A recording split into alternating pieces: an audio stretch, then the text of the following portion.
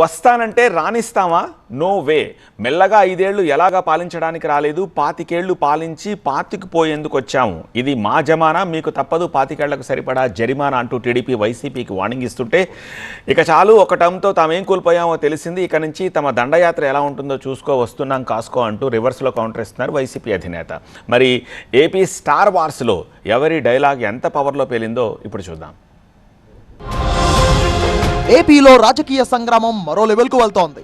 వారి మాటల్లో పంచ్ లోతుగా ఉండేలా, ప్రత్యర్థి చెంప గుయ్యమని తగిలేలా చాలా ఘాటుగా పరస్పర విమర్శలు, వాగ్బానాలు సంధించుకుంటున్నారు.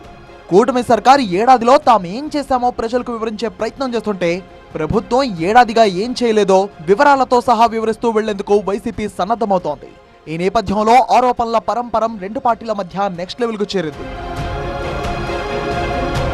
జూన్ 18న గుంటూరు జిల్లాలో జగన్ కాన్వాయ్లో వైఎస్ఆర్సీపీ కార్యకర్త చీలి సింగయ్య మృతి రాజకీయంగా ఇరు పార్టీల మధ్య వేడి రగిల్చింది.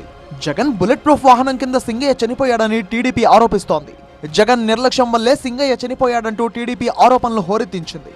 అంతేకాదు దీనిపై కేసు నమోదై జగన్ వాహనం సీజ్ అయ్యేదాకా వచ్చింది పరిస్థితి.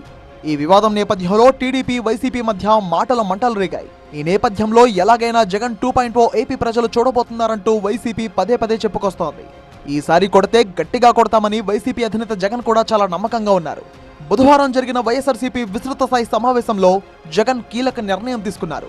ఎన్నికల టైంలో చంద్రబాబు ఇచ్చిన హామీలు అమలు చేయకపోవడాన్ని ప్రజల్లో ఎండగడుతూ రీకాలింగ్ చంద్రబాబుస్ మేనిఫెస్టో పేరుతో 5 వారాల పాటు ప్రజల్లో విస్తృతంగా తిరగాలని నిర్ణయించారు. ఇందుకు సంబంధించిన QR కోడ్ను ఆవిష్కరించారు ఆయన. ఇంటింటికి దాన్ని చేర్చేలా కార్యక్రమం ప్రారంభించారు.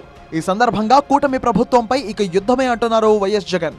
ఎన్నికలకు ముందు చంద్రబాబు ఇచ్చిన హామీల అమలు కోసం పోరాటం చేయడానికి కొత్త కార్యక్రమానికి శ్రీకారం చుట్టామన్నారు. చంద్రబాబు మేనిఫెస్టోను గుర్తు తెచ్చుకోవడం అన్న ఈ కార్యక్రమాన్ని మనం లాంచ్ చేస్తా ఉన్నాం. క్లుప్తంగా నేను చెప్పేది ఏమిటి అని అంటే 5 స్థాయిల్లో చేద్దాం ఈ కార్యక్రమం. అంటే 5 వారాల పాటు. ఫస్ట్ దాంట్లో రీజనల్ కోఆర్డినేటర్లు, డిస్ట్రిక్ట్ లెవెల్లో, జిల్లా స్థాయిలో ఈ QR కోడ్ను ఇలా స్కాన్ చేస్తారు. స్కాన్ చేస్తేనే ఆటోమేటిక్లీ చంద్రబాబు నాయుడు గారి మేనిఫెస్టో దాంట్లో నుంచి బయటకు వస్తుంది. బటన్ నొక్కితే ఆయన మేనిఫెస్టోలో ఏం చెప్పినాడు అన్నది.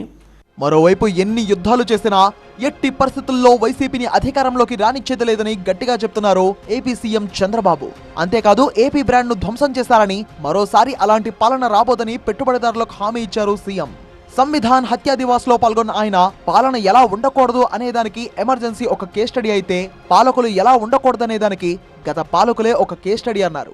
పాలన ఎలా ఉండకూడదో ఎమర్జెన్సీ ఒక కేస్ స్టడీ అయితే, పాలకులు ఎలా ఉండకూడదో గత పాలకులు ఒక కేస్ స్టడీ.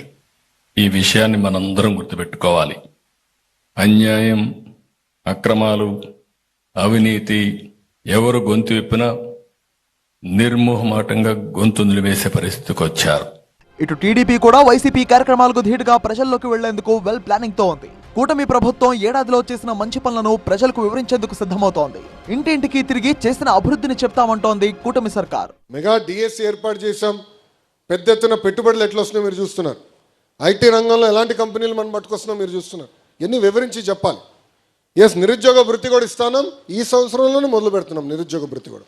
అది మీరు వివరించండి. రెండోది, తల్లికి వందనం.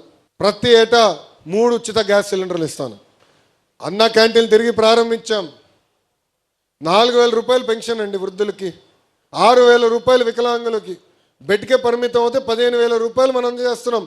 భారతదేశంలోనే ఏ రాష్ట్రం ఇవ్వట్లేదు ఇట్లా. తెలియజేయండి. గడప గడప తీసుకెళ్లాలి. మొత్తానికి అధికార విపక్షాలు పోటాపోటీగా ప్రజల్లోకి వెళ్లేందుకు సిద్ధమయ్యాయి. ఈ కార్యక్రమాలతో రాష్ట్రంలో పొలిటికల్ సీన్ ఎలా మారుతుందో చూడాలి.